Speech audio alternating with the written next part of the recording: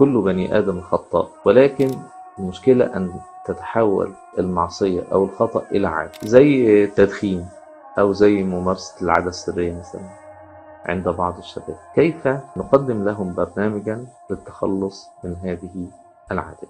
أول وأهم حاجة التوبة إلى الله عز وجل. مشكلة الذنب المتكرر إن النفس بتألفه، لكن إذا أحدث بعد كل ذنب توبة يوشك أن يتوب الله عليه. يعني بيشرب سجاير، كل ما يشرب سيجارة يتوب.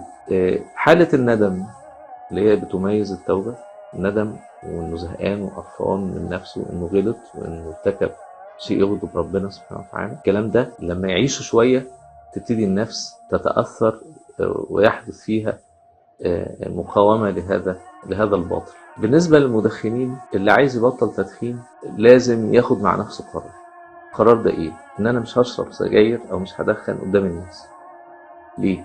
يقول رسول الله صلى الله عليه وسلم: كل امتي معافى الا المجاهرون.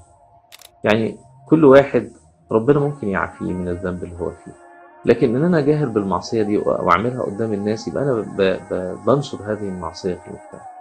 إذا بليتم فاستتر. طب أنت عندك البلوى دي فيها، يبقى أنت استتر بهذا البلاء، فيوشك الله عز وجل أن يعافيك من هذا البلاء. مشكلة إن الواحد يشرب سجاير قدام الناس وبعدين يعزم على التانيين كمان علشان أوزاره تزيد. أي واحد خد القرار ده ونفذه إن هو ما يشربش سجاير قدام حد، بطل بعد شوية، لأنه دخل في عفو الله عز وجل.